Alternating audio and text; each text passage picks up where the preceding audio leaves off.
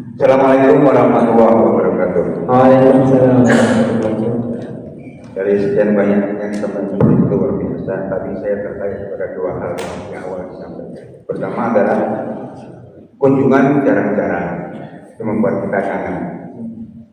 Tapi kalau terlalu jarang, menurut saya kok kurang baik. Termasuk taklim di sini sekarang jarang.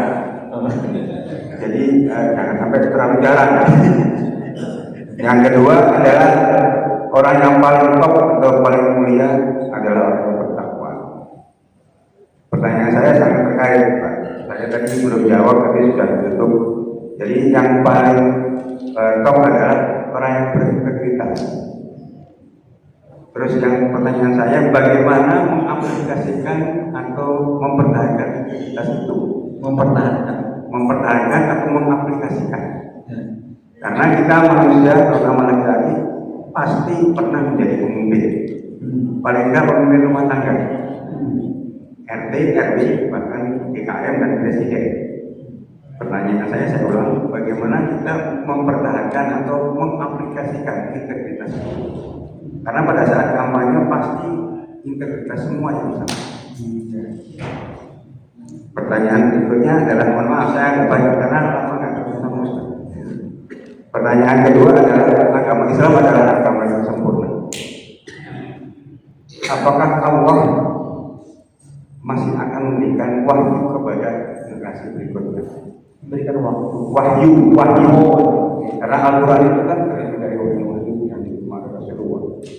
Tapi karena Islam adalah agama yang sempurna, apakah masih ada wahyu berikutnya? Atau orang-orang yang mengaku dapat wahyu? Wahyu rahajo. Terus mengenai korupsi. Sekarang korupsi merajalela terutama di Indonesia yang saya tahu. Pesantren di Indonesia itu sudah ratusan bahkan ribuan.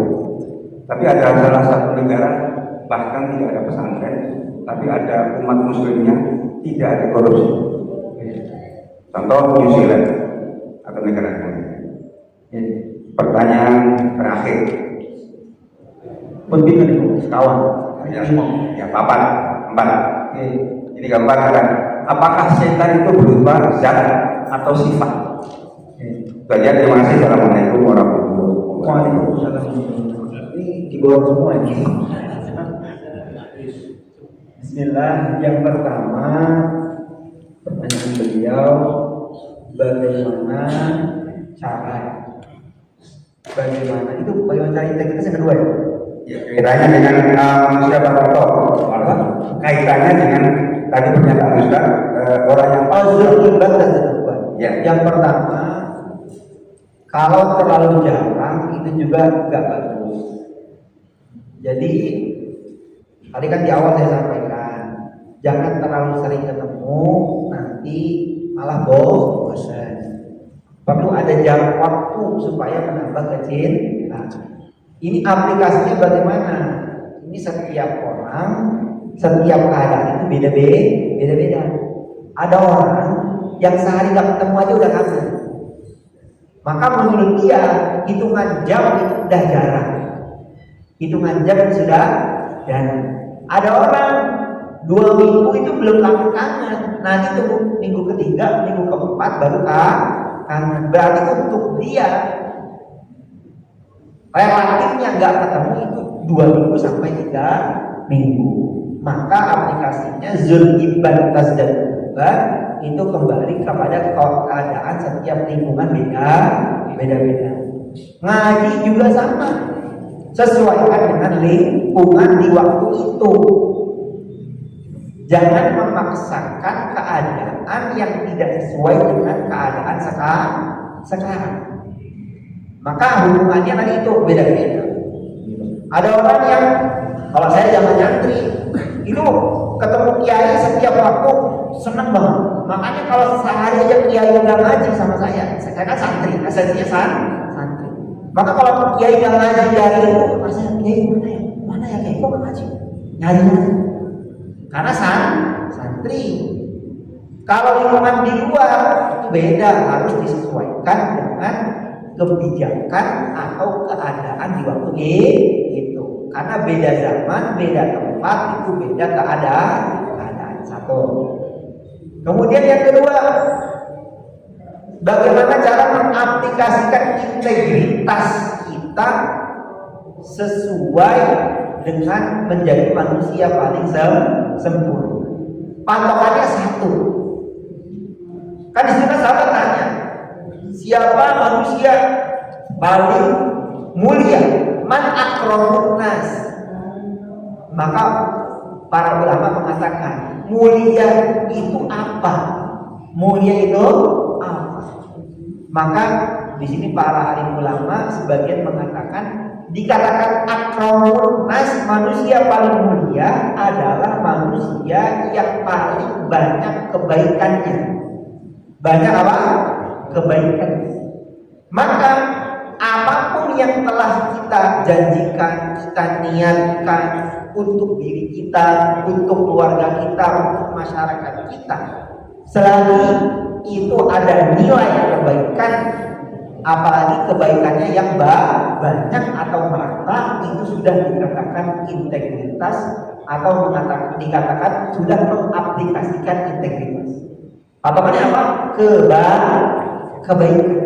Karena kebaikan itu tidak melulu apa yang sebagaimana kita pikirkan, betul nggak? Kebaikan itu bukan apa yang selalu sesuai dengan pikiran kita. Kebaikan itu luas. Kebaikan itu luas. Maka kalau ada satu keadaan, salah seorang kepala keluarga punya kebijakan kepada anak istrinya, maka kepala keluarga lain jangan mengomentari. Kenapa? Karena kebaikan yang sudah diaplikasikan dalam pikiran kepala keluarga itu belum tentu sama dengan kebaikan kepala keluarga yang lain. Mananya apa? Esensinya adalah kebaikan. Kalau sudah menerapkan kebaikan dari kebijakan kehidupan untuk dirinya, kebijakan kebaikan untuk keluarganya atau masyarakatnya, itu sudah dikatakan dia berintegritas. Atau kenapa? Kalau katakan dengan masalah umat, ya berarti kebaikannya merata untuk tidak untuk personal. Contohnya Bapak diangkat menjadi misalnya salah satu menteri, maka kebijakannya sudah bukan harus kebaikan untuk diri sendiri atau keluarga. Kebaikannya kalau dia berintegritas harus merata kepada seluruh rakyat. Itu namanya integritas sebagai pemimpin menteri. Sekarang tinggal diaplikasikan kepada masing-masing. Kalau saya memimpin, kan minimal kita menjadi pemimpin diri kita sendiri. Maka seluruh tubuh kita, mulai dari ujung rambut sampai ujung kaki, pergerakannya itu mendatangkan kebaikan untuk diri sendiri. Itu namanya dia integritas untuk diri sendiri. Kalau jadi sebabnya, katakan dia apa? Kebaikan. Kemudian yang ketiga, apa tadi ketiga? Wahyu. Apakah akan ada wahyu lagi? Jawabannya tidak akan ada wahyu lagi yang datang. Mungkin yang ada adalah pemahaman yang baru bisa dipahami setelah wahyu yang datang 1400 tahun yang lalu. Gitu. Nah, contohnya nih Pak. Zaman Nabi tahu nggak nanti ada pesawat? Zaman Nabi tahu nggak ada pesawat? Ada yang tahu. Ternyata pesawat itu, kendaraan mobil segala macam itu sudah dicantumkan di dalam Al-Quran. Mananya apa? Seluruh kendaraan yang kita bumi itu ada ayat di dalam Al-Quran. Dan itu pemahamannya baru dipahami sekarang. Yang ada tadi apa? Pemahaman mendalam mengenai wahyu yang baru kita pahami menurut berkembangnya zaman. Tapi wahyu tidak patok. Al-Quran 30 juz.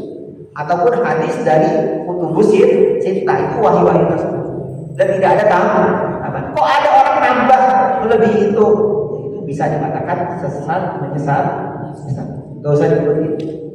Kalau dia bilang wahyu, misalnya saya ngomong, Pak, sedekah 1000, nanti kebaikannya 1 juta.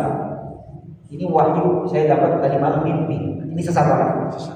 Tapi kalau saya ngomong, Pak, sedekah 1000, nanti Bapak akan mendapatkan kebaikan 1000, lebih bahkan bisa 7000, bahkan bisa lebih dari itu tanpa ada batas. Ini sesuai dengan firman Allah, wallahu yudhi'u liman yasha. Kan secara makna sama.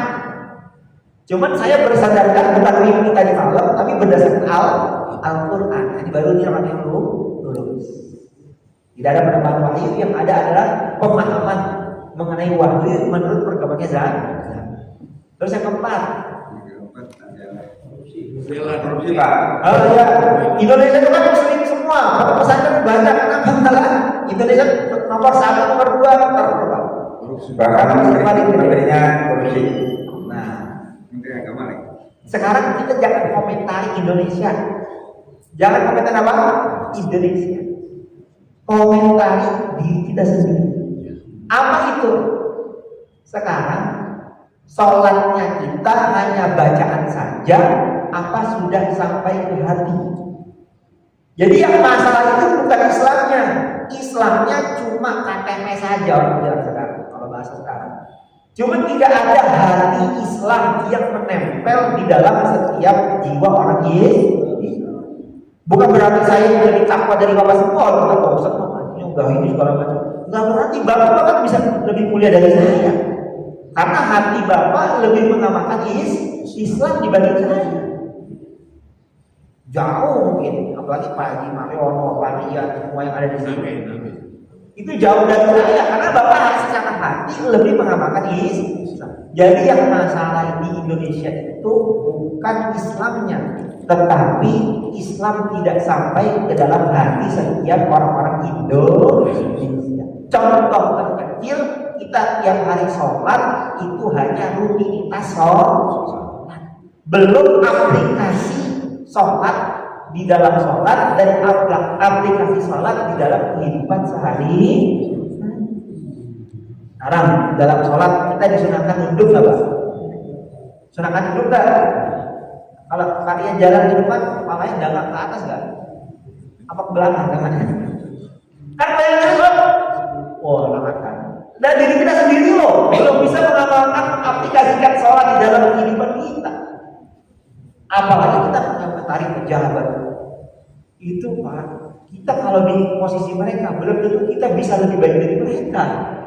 Yang terbaik adalah mendoakan. Yang kedua, kalau ketemu sampaikan, tegur dengan teguran yang hikmah. Komentar itu hanya mendatangkan hate speech saja, kebencian, kemudian apa? Akhirnya apa? Satu Indonesia mendoakan Indonesia udah buruk. Akhirnya satu Indonesia menganggap Indonesia buruk, dan itu jadi doa Indonesia menjadi betul nggak? Indonesia gelap betul lah, mati lampu berapa lampu? Sumatera, mana tuh Pak? Jambi, apa? Maknanya apa? Yang terbaik adalah mendoakan pejabat kita, mendoakan rakyat Indonesia. Kok kita menemukan keburukan di depan mata, kita tegur dengan penuh hikmah. Oh, Prabowo di samping saya, kalau ada kebijakan yang jelek, kalau saya diberikan waktu untuk menyampaikan aspirasi, inspirasi akan saya sampaikan.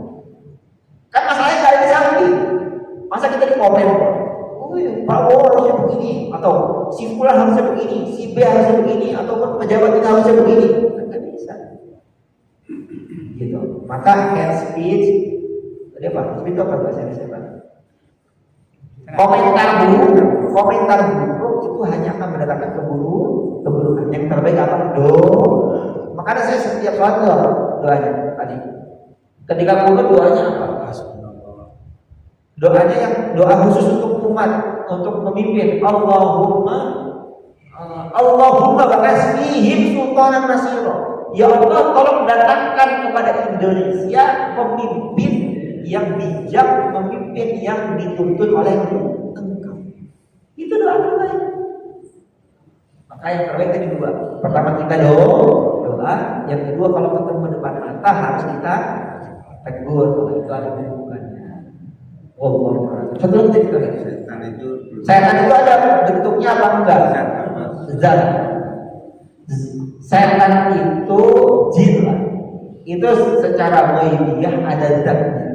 Secara ghaibiyah ada bentuknya. Bukan berupa sifat.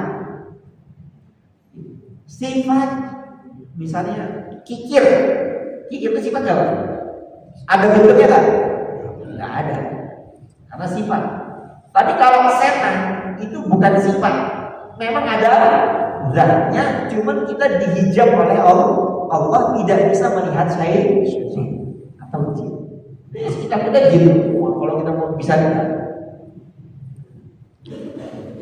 Maka jangan pernah takut sama setan sama jin. Jangan pernah takut orang tiap hari samping kita ada setan ada jin. Coba kita gali. Kalau kita lihat setan lagi jalan, tiba-tiba berhenti, berarti ada jinnya. Bukan ada jinnya. Bapak nggak pakai jaket, ini kita. Jangan pernah takut sama setan, jangan pernah takut sama jin. Karena tiap hari sekeliling kita ada setan, ada jin. Cuman itu kita dihijab oleh Allah. Bahkan gini Pak, kalau ada orang takut sama jin, itu namanya manusia terendah. Kenapa? Jin itu lo nggak bisa memberikan, dia tuh mau nampakin diri ke kita aja susah Pak. Ini kan kita di alam kasat mata. Jin itu kalau mau nampakin ke alam dunia, ke alam kasat mata, itu harus jin yang udah jenderal bahasa. Jin apa? Yang udah level tinggi. Kalau jin kroco nggak bakal bisa dia nampak di depan mata kita. Nah, untuk menjadi bisa nampak di depan mata kita aja dia harus yang tertinggi, dan yang tertinggi pun itu terlemahnya manusia. Gak bakal lucu kalau orang gelap-gelap di rumah sendiri takut sama jin, apa harimau, dia gak bakal bisa ngapa-ngapain kita. Dia untuk menampakin diri aja gak bisa. Maka jangan pernah takut, jangan pernah khawatir dengan hal-hal gak biasa. Tiap hari juga kita ketemu hal lain itu gak lihat. Kalau iblis, iblis itu ya nenek moyangnya jin dan setan. Jadi nenek moyangnya jin sama setan itu iblis. Jadi yang pernah masuk surga itu iblis. Kalau setan sama jin nggak pernah masuk surga. Kayak kita, nenek moyang kita Nabi Adam pernah masuk surga, turun ke dunia, balik ke surga. Kalau jin pernah jadi orang surga, dilempar dari surga dan gak bakal balik lagi ke surga. Nah, anak itu siapa? Jin, setan, genderuwo, hijau, maka jangan pernah ibu lagi di rumah sendiri, jangan pernah takut sama makhluk halus. Namanya makhluk halus ya halus, kita kasarin dia bakal takut sama kita. Wallahu ta'ala cukup ya. Ini dibuat semua Pak Budi. Mohon maaf, ini kaji pertama saya banyak kurangnya. Kemudian ngambil waktu Bapak lebih banyak. Yang terbaik kita saling mendoakan. Saya walaupun 3 bulan gak di sini, hati saya selalu di sini. Setiap sholat saya selalu ingat majelis al-ikhlas masjid jami semua. Setiap maka Bapak juga jangan lupa doakan. Guru-guru semua lah yang pernah ngajar sini doakan. Karena supaya kita sambung hati. Doa yang makbul adalah doanya orang yang jauh dengan kita secara badan, secara fisik. Itu doa makbul. Allah Ta'ala kita sama-sama doa sholawat supaya keberkahannya mengalir ke dalam hati kita dan kehidupan kita semua. Bismillahirrahmanirrahim.